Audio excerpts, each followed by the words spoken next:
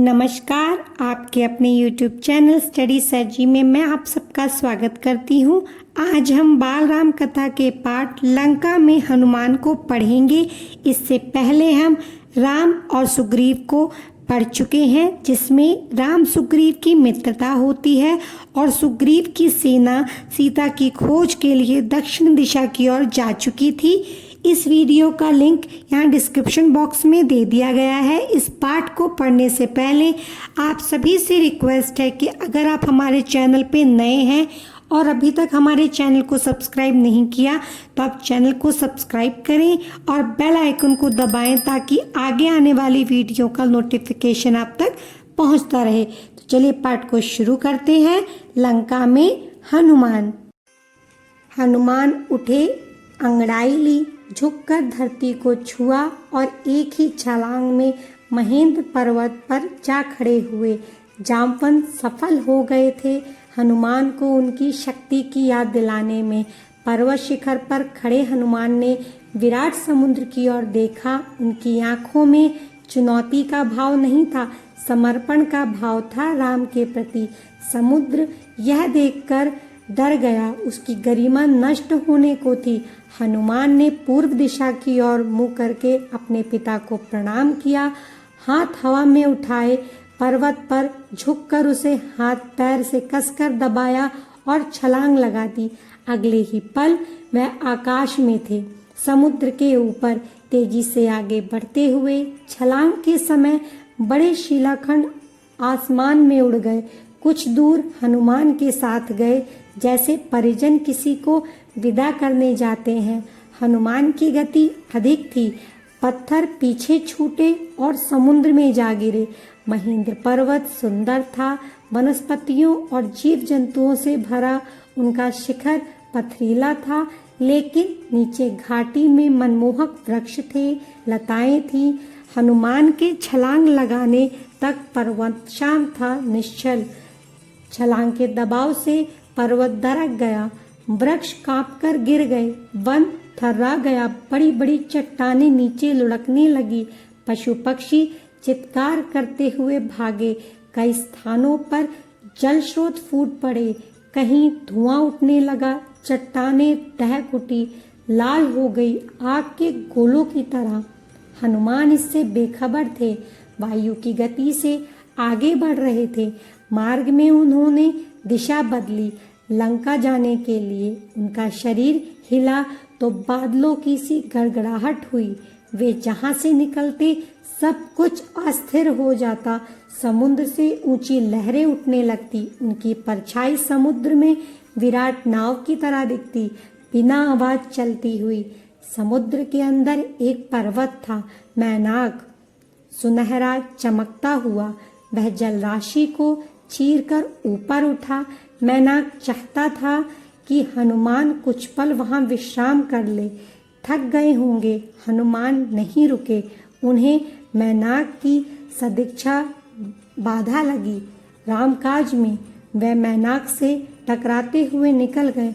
हाथ ऊपरी हिस्से पर लगा तो पर्वत शिखर टूट गया। वह कुछ और ऊपर उठकर उड़ने लगा। हनुमान के रास्ते में कई बाधाएं आई। राक्षसी सुरसा मिली, विराट शरीर। वह हनुमान को खा जाना चाहती थी। पवन पुत्र ने उसे चकमा दिया, उसके मुंह में घुसकर निकल गए। आगे एक और राक्षसी टकराई, उसका नाम सिंहिका था, छाया राक्षसी। उसने जल में हनुमान की परछाई पकड़ ली। वह अचानक आसमान में ठहर गए। क्रुद्ध हनुमान ने सिंहिका को मार डाला और आगे बढ़े। अब गंतव्य दूर नहीं था। दूर क्षितिज पर लंका दिखाई पड़ने लगी थी, रावण की राजधानी, सोने की लंका। आकाश में उड़ते हुए कंगूरे, उसकी प्राचीर। लंका जगमगा रही थी। हनुमान समुद्र के किनारे उतर गए। अब वह लंका की और निकट आ रहे थे। हनुमान को थकान रंच मात्र नहीं थी। इतनी लंबी यात्रा का उन पर कोई प्रभाव नहीं था।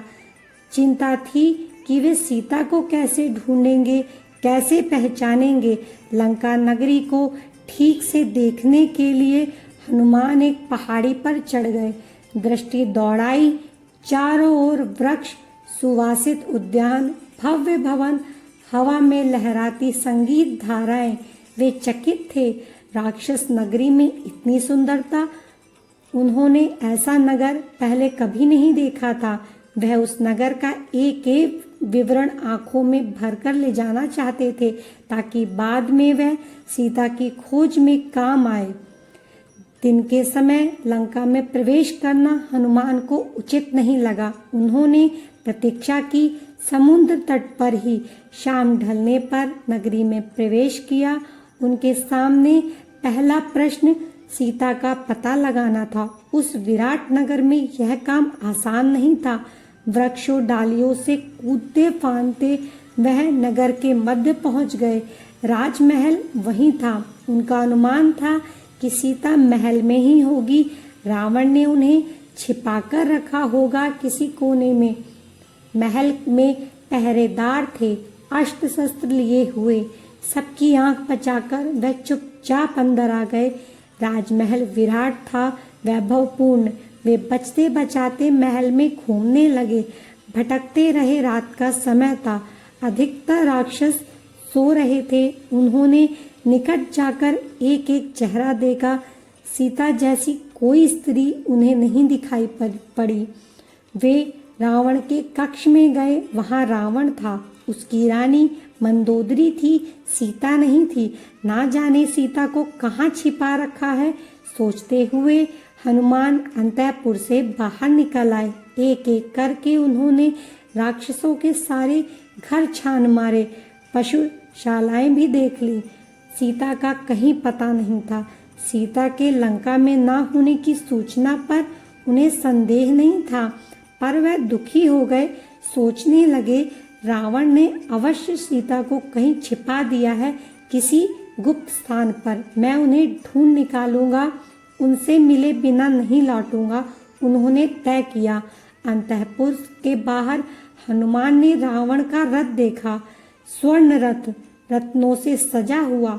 वे चकित रह गए। तभी उनका ध्यान अंतःपुर से लगी वाटिका की ओर गया। वहां अशोक के ऊंचे ऊंचे वृक्ष थे, आकाश छूने को आतुर। यही अशोक वाटिका थी। दीवार लांघकर वे वहां पहुंचे। लंका में यही एक स्थान बचा था जो उन्होंने नहीं देखा था। उन्हें लगा सीता वाटिका में नहीं हो सकती। रावण उन्हें इतनी खुली जगह क्यों रखेगा। हनुमान में निराशा घर करती जा रही थी। वह एक वृक्ष पर चढ़कर बैठ गए। दिन चढ़ गया था। ऐसे में नीचे उतरना उन्हें उचित नहीं लगा। पेड़ घना था, वे उसके पत्तों में छिप गए। उन्हें वहां से सब कुछ दिखता था, लेकिन उन्हें कोई नहीं देख सकता था। रात हो गई। अचानक वाटिका के एक कोने से उन्हें अट्टहास सुनाई पड़ा। वे राक्षसियां थी। हनुमान उधर ही देखने लगे। एक वृक्ष के नीचे राक्षसियों का झुंड था।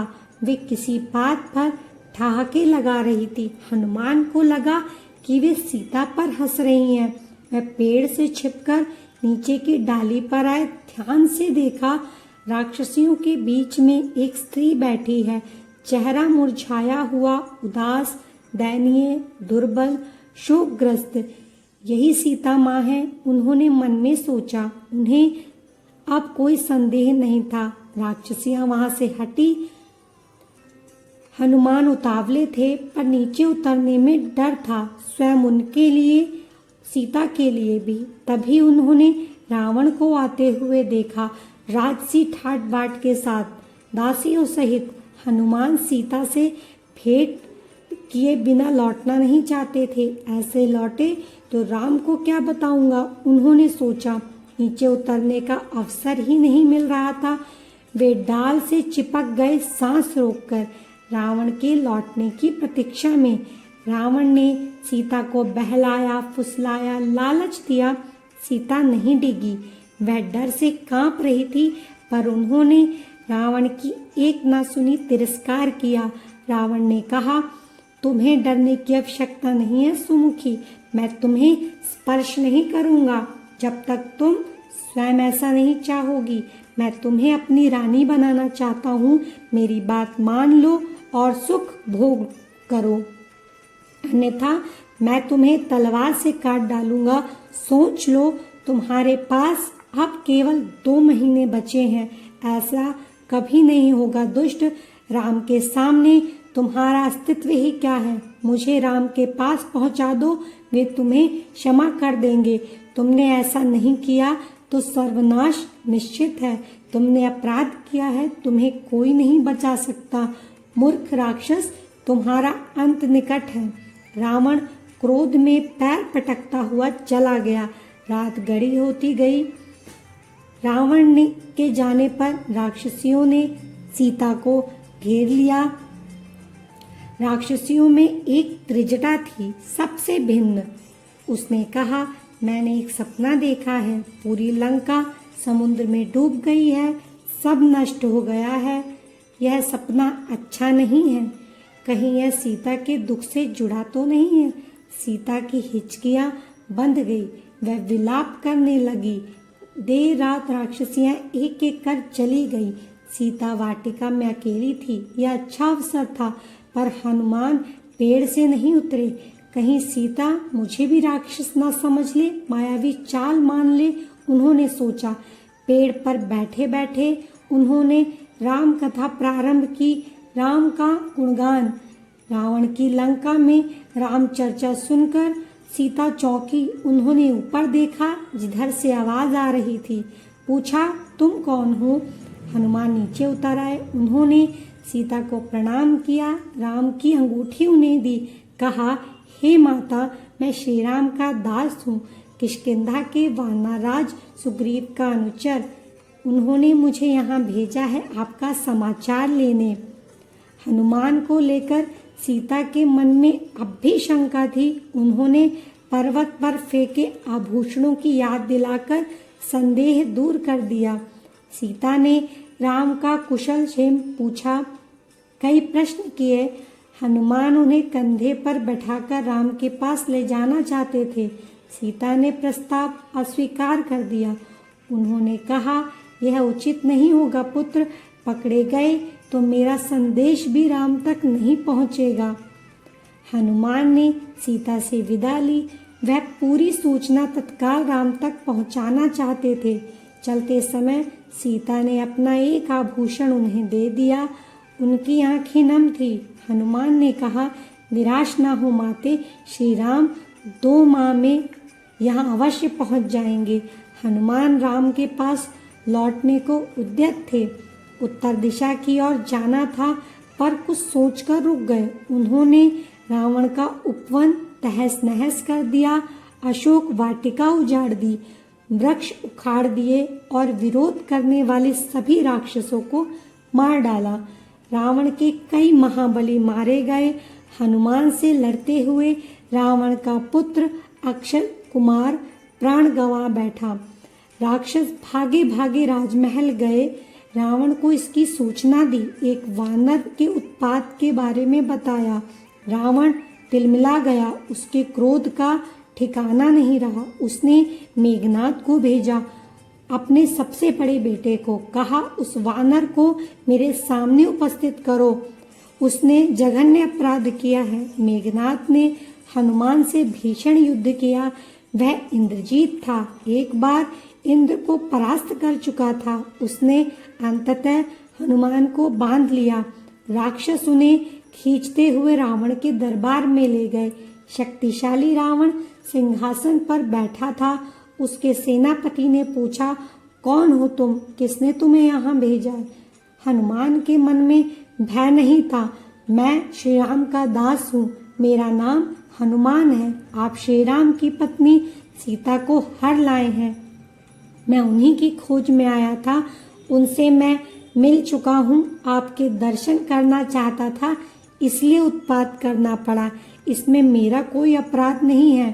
दंड के भागी तो राक्षस हैं। उन्होंने मुझे रोकने का प्रयास किया। क्रोध में रावण हनुमान को मारने उठा। छोटे भाई विभीषण ने उसे रोक लिया। कहा, आप नीतिवान हैं राजन। नीति के अनुसार दूत का वध अनुचित है, आप उसे कोई दूसरा दंड दे दे। हनुमान ने रावण को पुनः प्रणाम किया। मेरा एक निवेदन है, आप सीता को सम्मान सहित लौटा दें, इसी में आपका कुशल है। धनुर्धर राम से आप युद्ध नहीं जीत सकेंगे। रावण ने हनुमान की पूंछ में आग लगा देने की आज्ञा दी। राक्षसों ने आग लगा दी। जलती हुई पूंछ के साथ उन्हें नगर में घुमाया। राक्षस ठिठोली कर रहे थे। इसी बीच हनुमान ने बंधन तोड़ दिए। एक भवन पर चढ़कर उसने आग लगा दी। एक से दूसरी अटारी पर कूदते उन्होंने सभी भवन जला दिए। हाहाकार मच गया। लंका जल रही थी धू धू कर कर।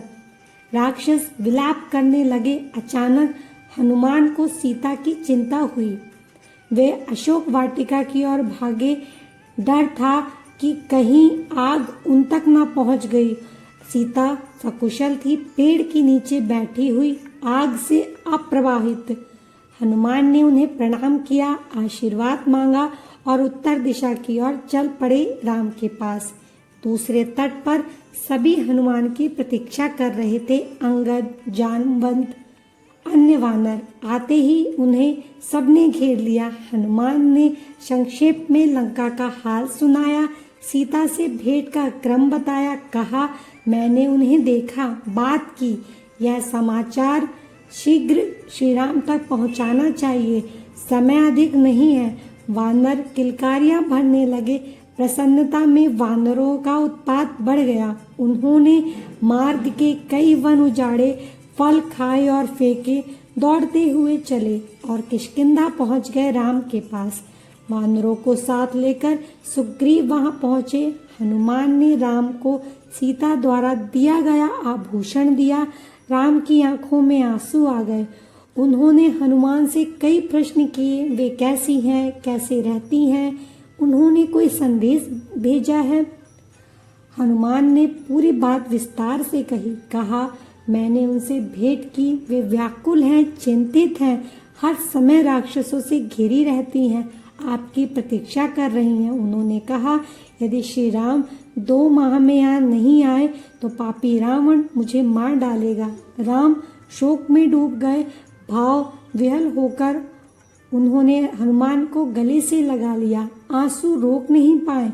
लक्ष्य स्पष्ट था, लंका पर आक्रमण। समय कम था। सुग्रीव ने युद्ध की तैयारियां तत्काल प्रारंभ करने का निर्देश दिया। वानर सेना इसके लिए पहले से तैयार थी, उत्साहित थी। इस बार उन्हें अलग अलग टोलियों में बांटने की आवश्यकता नहीं थी, अलग दिशाओं में जाना भी नहीं था। सबका लक्ष्य एक था, दिशा एक थी, दक्षिण। सुग्रीव ने लक्ष्मण के साथ बैठकर युद्ध की योजना पर विचार किया। योग्यता और उपयोगिता के आधार पर भूमिकाएं निर्धारित हुई। हनुमान, अंगद, जामवंत, नल और नील को आगे रखा गया। समुद्र पर चर्चा हुई, उसे कैसे पार करेंगे। सेना का हर वानर हनुमान नहीं था। यह एक चुनौती थी। देर रात तक चर्चा का विषय बनी रही। Thanks for watching. अगर आपको यह वीडियो पसंद आई हो तो कृपया वीडियो को लाइक करें, शेयर करें और हमारे चैनल को सब्सक्राइब करें। Thank you.